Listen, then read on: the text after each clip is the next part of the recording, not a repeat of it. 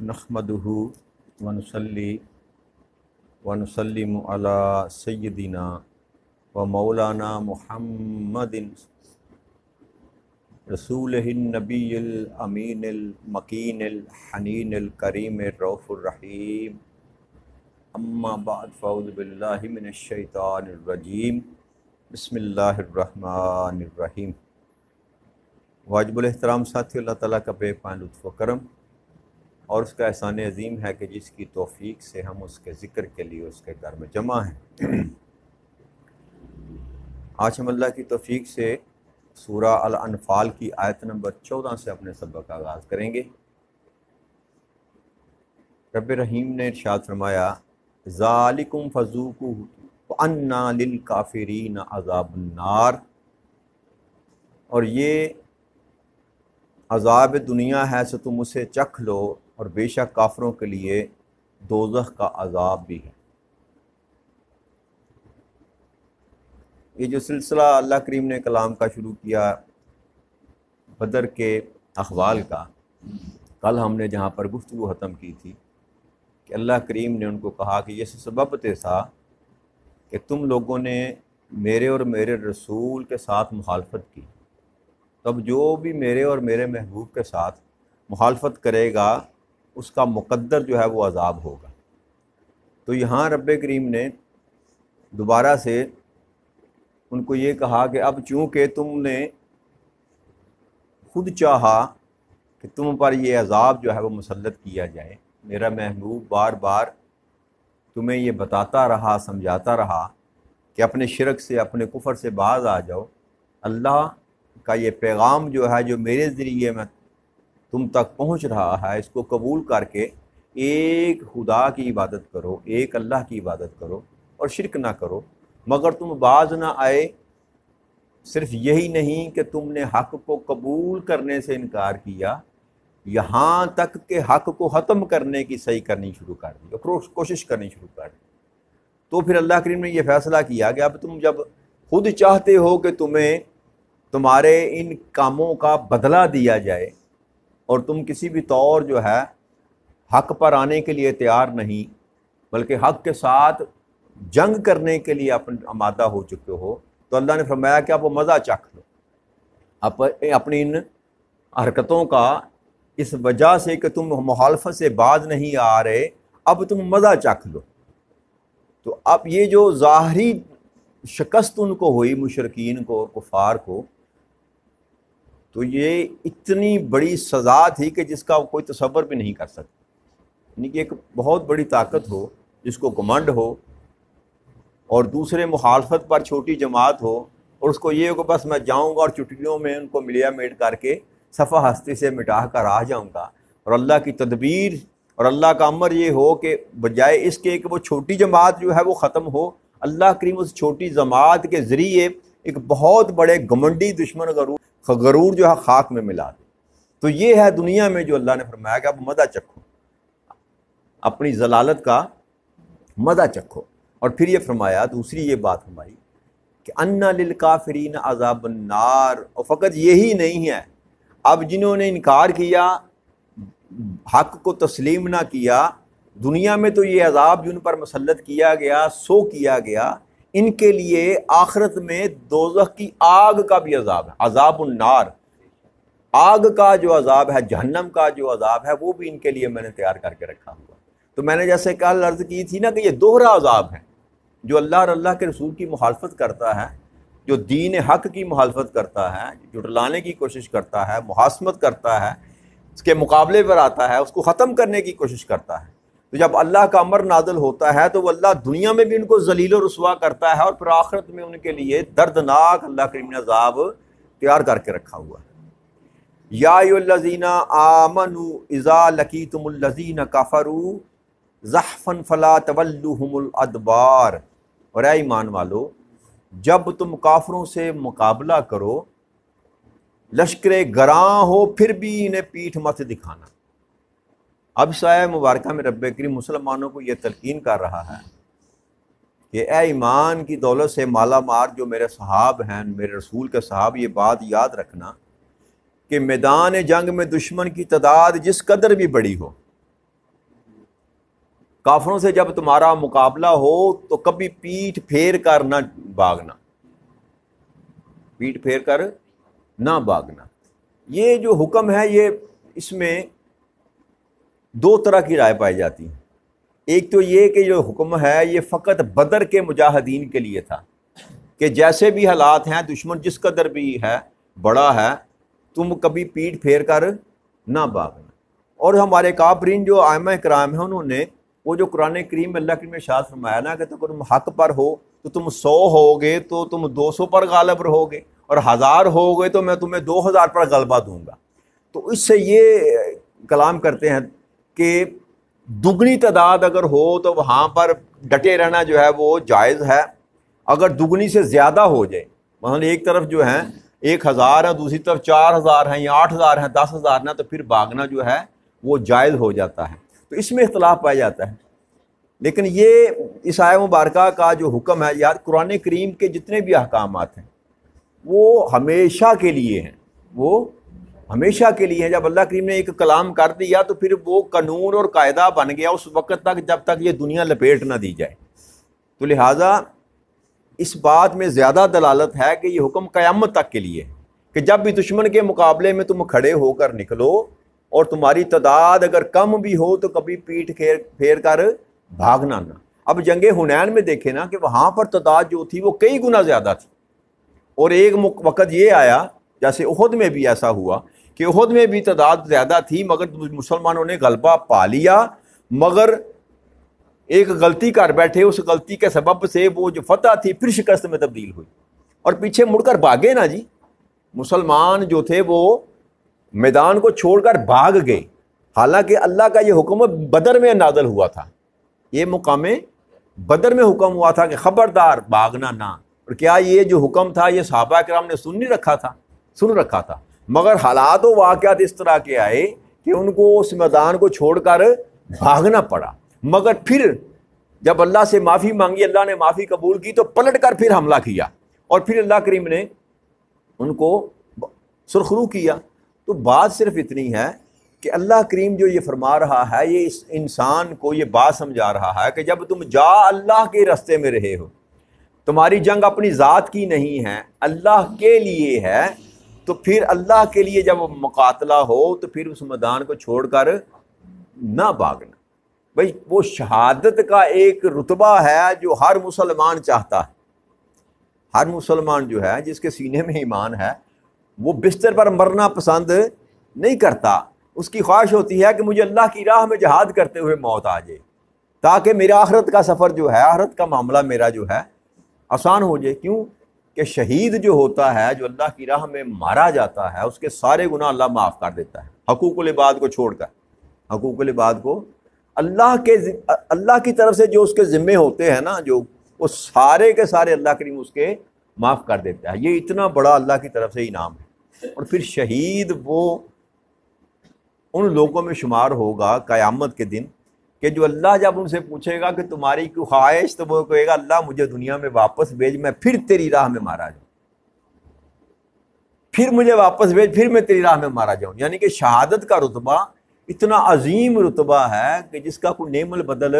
دیکھیں مرنا تو ہر ایک نے ہے، جو بندہ کسی جہاد میں شرکت نہ کرے، کسی جنگ میں شرکت نہ کرے، کیا اس کو موت نہیں آنی؟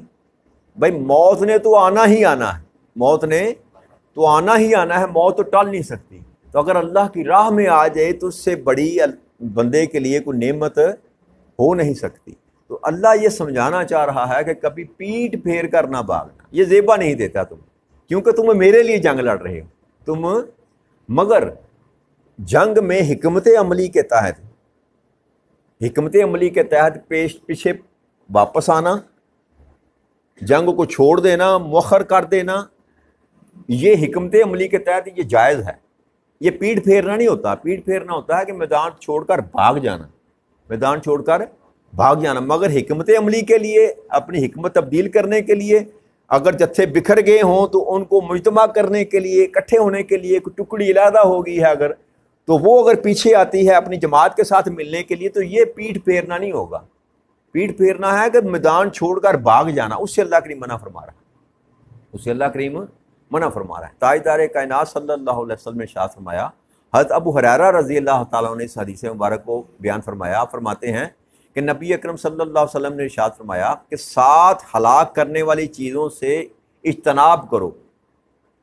7 چیزیں جو انسان کو ہلاک کرنے والی ہیں ان سے بچو۔ پوچھا گیا کہ یا رسول اللہ صلی اللہ علیہ وآلہ وسلم وہ کون کون سی چیزیں ہیں؟ آپ نے فرمایا نمبر 1 اللہ کا شریک بنانا، کسی کو اللہ کی ذات کے ساتھ کسی کو شریک بنانا۔ نمبر 2 جادو کرنا، سحر جو ہے وہ کرنا۔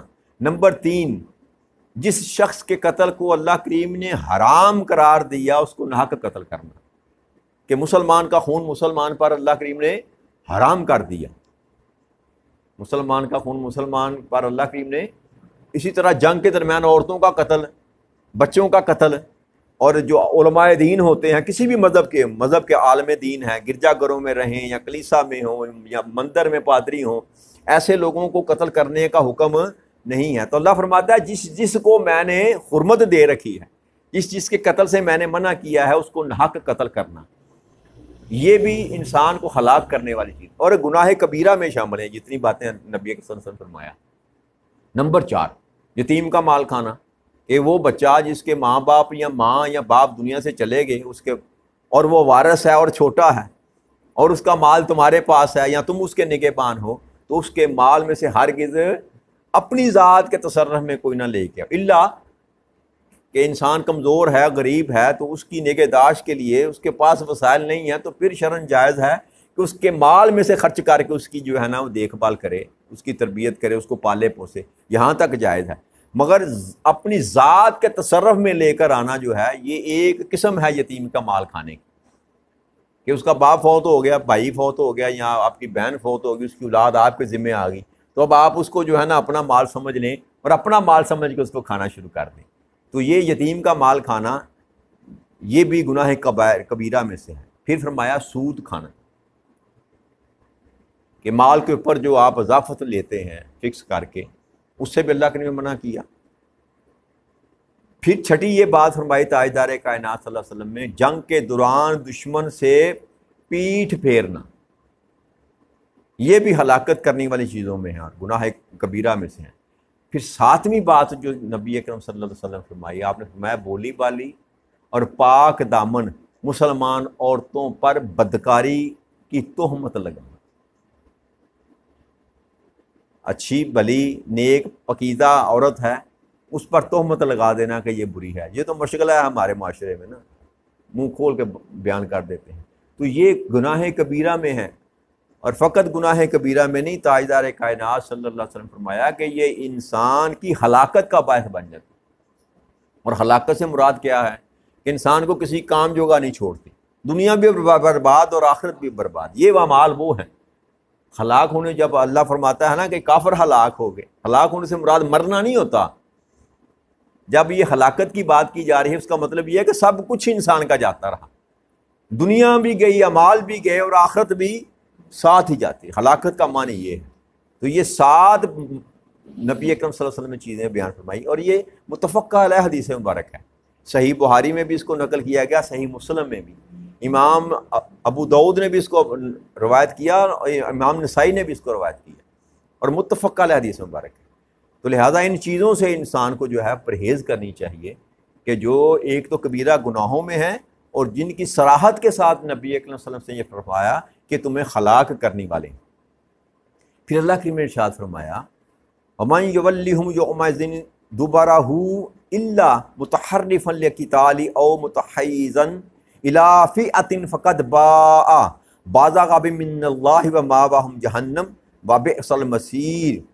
اور جو شخص اس دن اپنے پیٹ پھیرے گا سوائے اس کے کہ جو جنگ کے لیے کوئی دال چار رہا ہو، جو میں بات کر رہا تھا، اللہ کریم نے بیان فرمایا اپنے کسی لشکر سے ملنا چاہتا ہو تو واقعتاً اللہ کے غضب کے ساتھ پلٹا، اور اس کا ٹھکانہ دوزخ ہے اور بہت برا ٹھکانہ۔ اب ایکسیپشن دے دی رب کریم نے، اللہ نے فرمایا جو پیٹ پھیر کر بھاگ گیا اس نے اللہ کے غضب کو دعوت دی، اللہ کے غضب کے ساتھ وہ پلٹا، اور اس کا ٹھکانہ دوزخ ہے جو بہت ہی برا ہے، ما سوائے اس کے جو جنگی حکمت عملی کے لیے واپس پلٹا۔ کو داؤ چلنے کے لیے، کوئی ایسا حربہ استعمال کرنے کے لیے کہ دشمن پر ضرب لگانے کے لیے واپس پلٹا، یا اپنے لشکر سے ملنے کے لیے، جو میں نے اوپر وضاحت کے ساتھ میں نے بیان کی. تو دو طرح کی ایکسیپشن رب کریم نے دی، حکمت عملی کے تحت، یا اپنی دشمن کی فوج میں اگر گھیرے میں کوئی ٹکڑی آ گئی تو اپنے اصل کے ساتھ، اپنے لشکر کے ساتھ ملنے کے لیے اگر وہاں سے نکل جاتی ہے، بھاگتی ہے، پلٹتی ہے، تو ایسے کو ایکسیپشن دینے کے بعد اللہ نے فرمایا اس کے علاوہ کوئی عذر قابل قبول نہیں ہے. اچھا یہ یاد رکھیے گا، مسلمانوں کے قدم اکھڑ گئے اور وہ بھاگ گئے، لیکن یہ ہے کہ پھر وہاں پلٹ کر دوبارہ مقابلہ کیا گیا، اور پھر اللہ کریم سے جب معافی مانگ لی جاتی ہے تو اللہ کریم اس بات پر قادر ہے کہ وہ معاف کر دے. اللہ کریم اس بات پر قادر ہے کہ وہ معاف کر دے. اور صحابہ کرام نے اللہ کریم کے ساتھ توبہ کی، اپنی غلطی کا ادراک کیا، اللہ سے معافی مانگی، اللہ نے ان کو معاف کر دیا.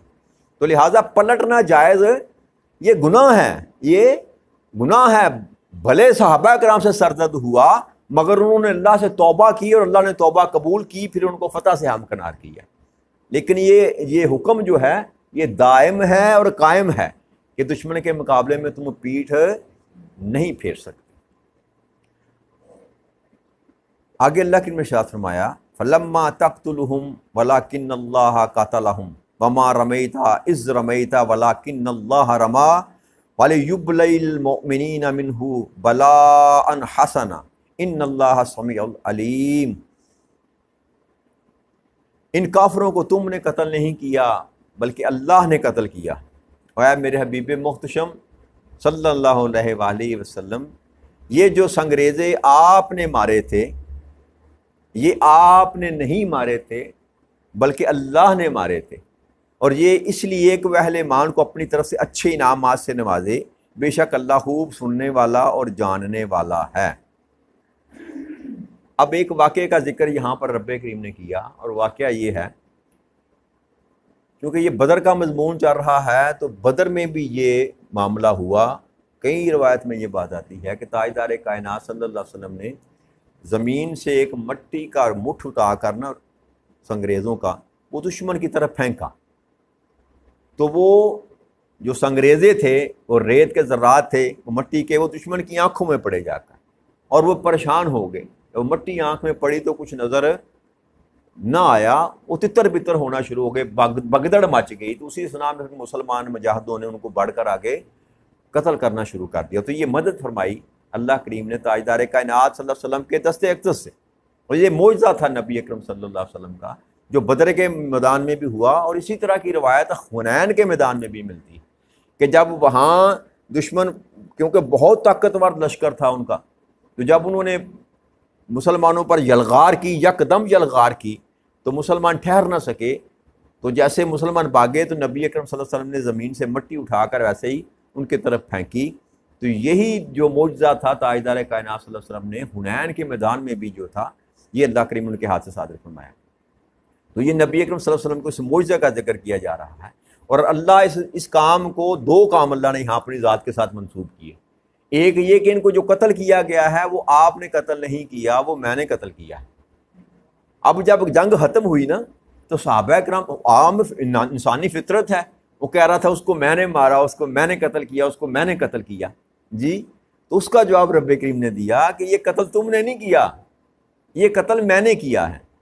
کیونکہ ظاہراً تو صحابہ کرام وہاں موجود تھے مگر غیبی امداد تو رب کریم کی تھی، جس کی وجہ سے بدر میں ان مسلمانوں کو فتح نصیب ہوئی. اگر وہ اللہ کی مدد کے بغیر ہوتے تو ممکنات میں نہ تھا کہ اللہ کریم ان کو فتح حاصل ہوتا. بھائی ایک طرف ذرہ پہنے، تلوار اور تیر اور تفنگ کے ساتھ لشکر ہے، اور ایک طرف بغیر نہتے ہاتھ میں، وہ تلوار والے کا مقابلہ بغیر تلوار کے کیسے کیا جا سکتا ہے. تو یہ جو اللہ نے فتح دی نا، وہ اللہ بتا رہا ہے کہ یہ جو تم نے قتل کیا تھا، یہ تم نے تو قتل کیا ہی نہیں، یہ تو اللہ نے قتل کیا. کہ یہ گمان نہ کرو کہ تم نے قتل کیا، حقیقت میں ان کو قتل کرنے والی ذات اللہ کی ہے. اور دوسرا جو فرمایا نا نبی اکرم صلی اللہ علیہ وسلم کی ذات کے متعلق ہے میرے محبوب، وہ جو سنگریزے آپ نے مارے تھے نا، وہ آپ نے نہیں مارے تھے، وہ میں نے مارے تھے، وہ میں نے مارے تھے. تو فعل محمد کو صلی اللہ علیہ وآلہ وسلم کو بھی اللہ کریم نے اپنا فعل قرار دے دیا. اپنا، جیسے اللہ کریم نے ارشاد فرمایا تھا نا کہ جب وہ بیعت رضوان لی گئی، تاجدار کائنات صلی اللہ علیہ وسلم نے لی، تو آپ نے فرمایا کہ ان کے ہاتھوں کے اوپر اللہ کا ہاتھ ہے، جد اللہ فوق ایدیہم، ان کے ہاتھوں کے اوپر اللہ کا ہاتھ ہے۔ تو وہاں پر تاجدار کائنات صلی اللہ علیہ وسلم کے ہاتھ کو اپنا ہاتھ کہا، جیسے اطیع اللہ و اطیع رسول، اللہ کی اطاعت کرو، رسول کی اطاعت کرو۔ میں یطیع الرسول فقط اطاع اللہ، جس نے رسول کی اطاعت کی اس نے اللہ کی اطاعت کی۔ تو اسی طرح جہاں اطاعت کو اللہ نے اپنے محبوب کی اطاعت کو اپنی اطاعت کہا، اللہ کے ہاتھ کو اپنا ہاتھ کہا، اسی طرح فرمایا میرے محبوب یہ جو سنگ ریزے، جب ید اللہ ہے ہی ہاتھ اللہ کا، تو اللہ یہ فرما رہا ہے کہ آپ نے نہیں مارے میرے محبوب، یہ میں نے مارے۔ اور معجزہ یاد رکھیے گا وہ صادر نبیوں کے ہاتھ سے ہوتا ہے، مگر اذن اس میں اذن اللہ کا شامل ہوتا ہے۔ اور ایک یہ بھی بات یاد رکھیے گا کہ یہ بار بار نبیوں کو اذن لینے کی ضرورت پیش نہیں آتی کہ معجزہ کرنے سے پہلے وہ پوچھیں کہ اللہ میں یہ معجزہ کروں کہ نہ کروں۔ جی اللہ کی طرف سے ان کو اذن جو ہے وہ دائماً جو دے دیا گیا ہوتا ہے۔ کیوں کہ نبی اللہ کی مرضی کے بغیر کوئی کام نہیں کرتا۔ تو جب معجزے دکھائے جاتے ہیں، تاجدار کائنات صلی اللہ علیہ وسلم سے معجزے طلب کیے جاتے تھے، مگر آپ معجزہ دکھاتے، لیکن معجزات آپ نے دکھائے بھی۔ تو یہ امر تو اللہ کی طرف سے تھا، اذن تو تھا، مگر نبی اور تاجدار کائنات صلی اللہ علیہ وسلم سب سے بہتر جانتے تھے کہ کب معجزہ دکھانا ہے اور کب معجزہ نہیں دکھانا۔ تو یہ بات ذہن میں رکھیے گا کہ کسی بھی نبی یا رسول کو معجزہ کرنے کے لیے، دکھانے کے لیے اللہ سے رجوع کر کے بار بار اذن لینے کی ضرورت پیش نہیں آتی۔ تو یہ بھی معجزہ تھا جو تاجدار کائنات صلی اللہ علیہ وسلم کے ہاتھ سے اللہ کریم نے دنیا کو دکھایا کہ آپ نے مٹھی پر خاک جو پھینکی تو وہ مسلمانوں، وہ کفار جو مشرکین تھے، ان کو تتر بتر کر کے رکھ دیا۔ تو آج کی بات کو یہیں پر ختم کرتے ہیں، انشاءاللہ کل اس سے آگے مضمون بیان کریں گے۔ وما علینا الا البلاغ المبین۔ السلام علیکم ورحمۃ اللہ وبرکاتہ۔